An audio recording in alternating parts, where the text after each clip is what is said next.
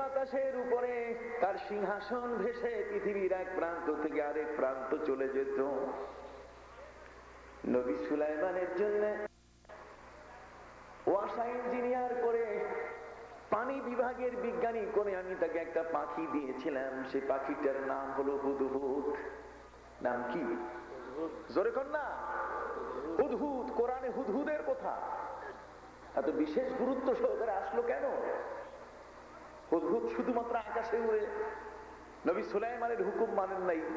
এই কারণে কি এই শাস্তির বিধানটা, নিয়মটাকে পৃথিবীতে প্রশাসনে চালু করার জন্যই কি 3 ধরনের নিয়ম। যদি কেউ না বলে চলে যায় তাহলে তাকে সর্বপ্রথম সাসপেন্ড করতে হবে, উপযুক্ত উত্তর দিতে না পারলে ডিসমিস করতে হবে। আর যদি আত্মপক্ষ সমর্থনের তার কোনো সুযোগ থাকে তাহলে সেখানে তাকে ক্ষমা করা হবে। শুধু কি এই বিষয় না রে ভাই, কোরআন এক বিস্ময়কর বিজ্ঞান। সারা পৃথিবীর মানুষের মগজের মধ্যে যেই বিজ্ঞান নাই, কোরআন সেই বিজ্ঞানের কথা বলে দিয়েছে। মৌমাছিটা নিজের মুখের থেকে, ফুলের থেকে রস সংগ্রহ করে মানুষের জন্য মধু বানায়। এই মধুর গুণ সম্পর্কে পৃথিবীর মানুষের ধারণা ছিল না। পবিত্র কোরআন পৃথিবীর মানুষকে বলে দিয়েছে ফীহি শিফাউল লিন্নাস। পবিত্র কোরআন বলছে মধুর মধ্যে তোমাদের জন্য শিফা রয়েছে, মুক্তি রয়েছে। আল্লাহর হাবিব বলেন তোমাদের কাছে আমি দুটো জিনিস নিয়ে এসেছি, আলাইকুম বিশিফাইন আল কোরআন ওয়াল আসাল। আল্লাহর হাবিব বলেন দুটো জিনিস আমি তোমাদের মাঝে নিয়ে এসেছি, একটি হলো কোরআন আর একটি হলো মধু।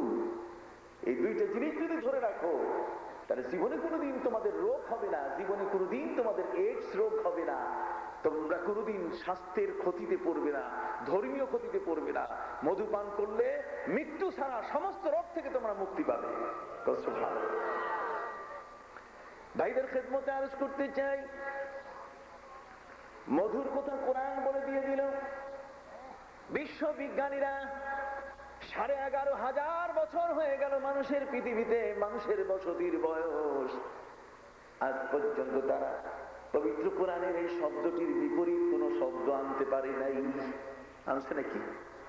যে মধু মানুষের জন্য ক্ষতিকর, কথা বলুন। পবিত্র কোরআনে হাকিমে আপনি দেখেন বিশ্বনবী মুহাম্মদুর রাসূলুল্লাহ সাল্লাল্লাহু আলাইহি ওয়াসাল্লাম প্রতিদিন আসরের নামাজের সময় তিনি স্ত্রীদের খোঁজ খবর নেয়ার জন্য স্ত্রীদের ঘরে ঘরে যেতেন। আমার নবীজিকে কাছে বেশি রাখতে কার মন না চায়? নুরানি যে সেম আমার নবীর, সুবহানাল্লাহ। আমার নবী তো এক দরিয়া হ্যায় और दो आलम के और दो आलम उसकी मौजे हैं, गरी के इरफाने बहार हो तू उसके मर्तबा जाने। বিশ্বনবী মুহাম্মদ রাসূলুল্লাহ সাল্লাল্লাহু আলাইহি ওয়াসাল্লাম বলেন বিশ্ব জগতের এক বিশাল জ্ঞানের দরিয়া। সুবহানাল্লাহ। এই দুই জাহান, ওই দরিয়ার ঢেউ, কতক্ষণ না সুবহানাল্লাহ, ওই দরিয়ার পানির কি ঢেউ।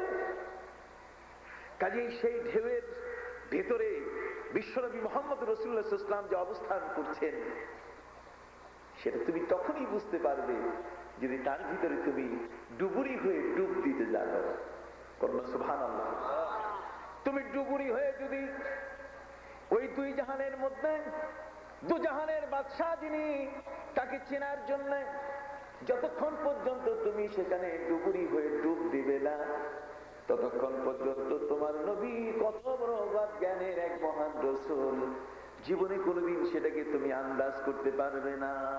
বলো সুবহানাল্লাহ। নবীজিকে আপন করতে কেনা চায়। স্ত্রীদের কাছে নবীর মর্যাদা অনেক বড়। আজ আমাদের বউরা, আজ আমাদের স্ত্রীরা স্বামীর নাম ধরে ডাকে, এ কবির, কবির ভাত খাইছো? আমরা মনে করছি কবির মনে বড় ছেলের নাম হবে, ভাত খাওয়ার কথা কইতেছে। মা, মাথায় হাত দিয়ে শুনি, এটা তার স্বামী না, স্বামী রেখে ডাকতেছে কবির, কবির ভাত খাইতে আসলো। ভালোবাসার টান এত বড় যে স্বামীর নাম ধরে ডাকে। মা আয়েশা রাদিয়াল্লাহু তাআলা বলেন, খোদার কসম করে বলছি, নবীর জিন্দেগিতে আমরা যে কয়েকজন স্ত্রী নবীর সাথে জীবন কাটালাম, জীবনে কোনদিন নবীর নাম ধরে আমরা ডাকি নাই। কন্যা সুবহানাল্লাহ। পবিত্র কোরআনের মধ্যে আল্লাহ পাক রব্বুল আলামিন তার নবীকে কোথাও ইয়া মুহাম্মদ বলে ডাকেন নাই, বরং যেখানেই ডেকেছেন বিশাল সম্মান দিয়ে, ইয়া আইয়ুহাল মুযাম্মিল কুমিল লাইলা ইল্লা কালিলান নিসফা। হে কামলিওয়ালা, হে চাদরওয়ালা নবী উঠেন। নবীকে ইয়া আইয়ুহাল মুদাসসির বলে আল্লাহ ডেকেছেন, ইয়া আইয়ুহার রাসূল, ইয়া আইয়ুহান নাবিয়্যু। এই ধরনের শব্দ বলে আল্লাহ নবীকে ডাকছেন কিনা? কিরে ভাই, ডাকছেন কিনা? তাহলে দুনিয়ার মধ্যে নবী পরিবারের চেয়ে বড় আদব ওয়ালা আর কোন পরিবার আছে? ওই পরিবারে হযরতে মা আয়েশা, মা খাদিজাতুল কুবরা রাদিয়াল্লাহু তাআলা বলেন, নবীর সাথে জীবনের বেশ একটা সময় আমরা কাটিয়েছি, আমাদের জীবনে কোনদিন নবীকে তার নাম ধরে আমরা ডাকি নাই। নবীর প্রতি ছিল তাদের এত বড় মহব্বত, ভালোবাসা।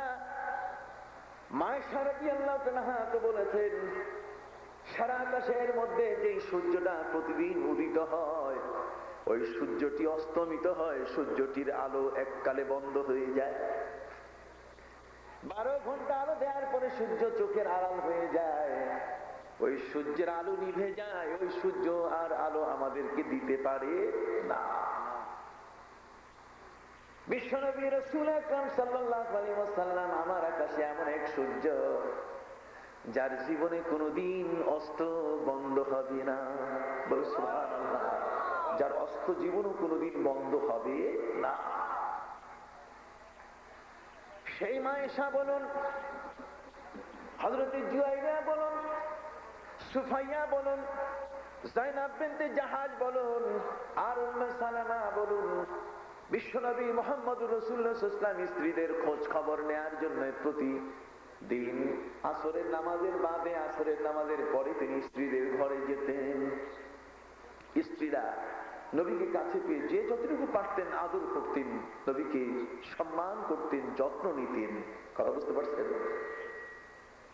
হযরত উম্মে সালামা নবীজিকে খুশি করার জন্য, বেশি সময় নিজের কাছে পাওয়ার জন্য তিনি কৌশল করলেন, নবীজির মেহমানদারির ব্যবস্থা করলেন। এমন একজন স্বামী জীবনে কোনোদিন এই স্বামী যার নসিব হয় নাই, সে কোনোদিন তাকে মূল্যায়ন করতে পারবে না। কন্যা সুবহানাল্লাহ।